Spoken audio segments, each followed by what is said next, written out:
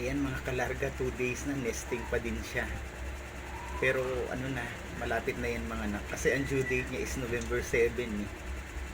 Pero maaga siya ng ano yan. Ganyan po siya.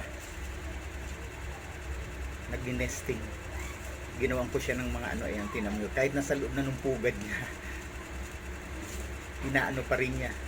Kinakagat niya, hinahakot palabas tapos ibabalik ulit dun sa loob ng nest box. Siya po is ano tawag dito, bali ano po siya, F3 Californian Rabbit. May breed na po siya. Halos humigit kumulang yan ng mga 5 kilo na kasi mabigat ngayon yan dahil may baby sa loob ng tiyan. Ayan. Marami po ako dating rabbit kaya lang talagang wala ng space para mag-alaga. Ang bilis kong magparami ng ganyan. Dati umabot sila ng 52 pieces. 52 pieces siya. Sobrang sakit din sa bulsa ng pakain. Kaya ayan na lang po yung pangtanggal stress ko. Pag umuwi ako, yan ang kalaro ko. Eh ngayon hindi ko malaruin, napakasungit. Nangangagat. Malapit na kasi siyang mga anak. Nagli-labor na yan, lagi siyang nakahiga.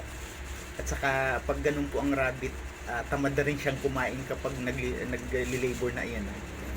Hinahakot niya yung mga ano, ginupit-gupit kong papel kasi mas okay po kasi pag papel kapag papel ang nilagay ninyo dun sa nest box, kapag nanganak siya, syempre di ba may mga dugo, ngayon na-absorb ng papel kasi kung yung dugo niya is nakakalat lang, magkakaroon siya ng langgam, kakagatin yung mga baby hanggang sa mga matay yung mga baby.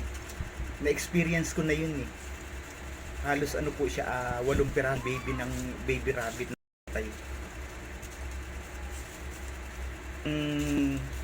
Umaali-aligid po dyan yung mga ano, yung mga ano tawag dito, yung mga langgam na kulay red, yung grabing sakit mga gat, kaya mamatay siya. Ayan po, nagnines na ulit siya. 2 days na siyang nagnines. Ano, ang laki ng tiyan niya.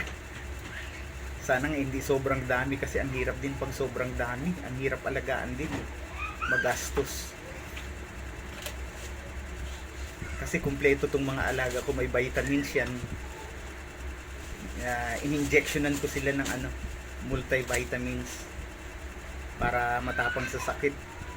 Ito pong sisilin, itong aking donut to is ano po yan, 2 taon na sa akin. Pangalawang beses pa lang siyang mana kasi nga ayokong ipa-stud kasi hindi man advisable na magparami kasi nga napakaliit ng space.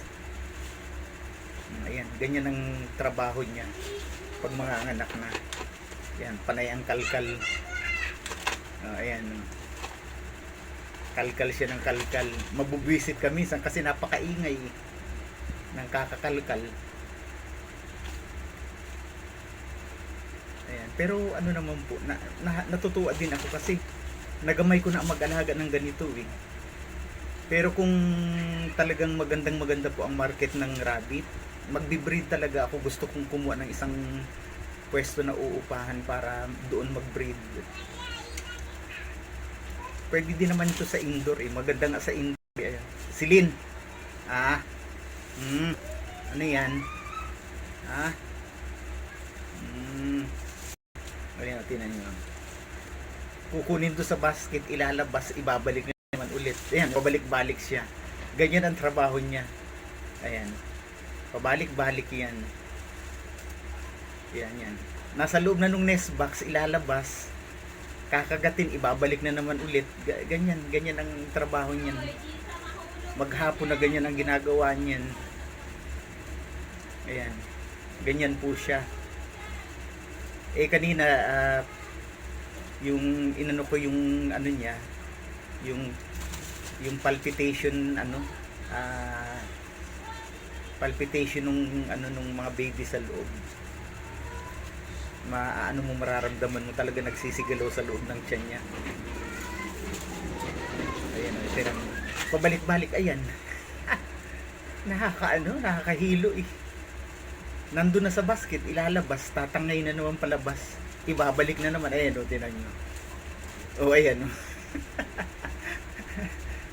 Diyos ko day, ito rabbit na to walang mag... Ayan o, ayan, ayan. Pabalik-balik. Eh, lalo na kung nakalabas to ng cage. Yung mga gamit ko rito yan, hahalukayin yan, ipapasok dito sa loob ng cage. Ganyan siya. Para siyang ano din po yung mga native na baboy.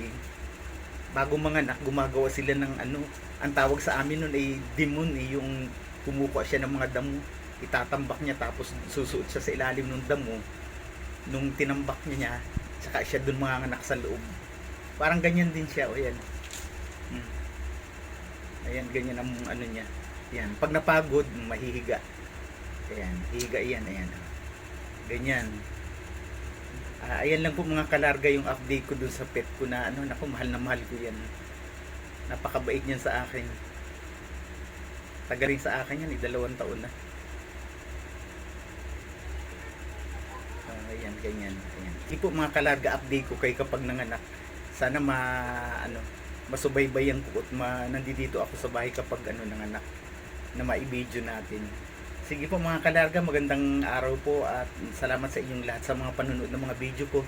Please support my channel Mix Laga Vlog at meron din po akong ilalagay na mga na mga product ko. Meron po akong mga pabango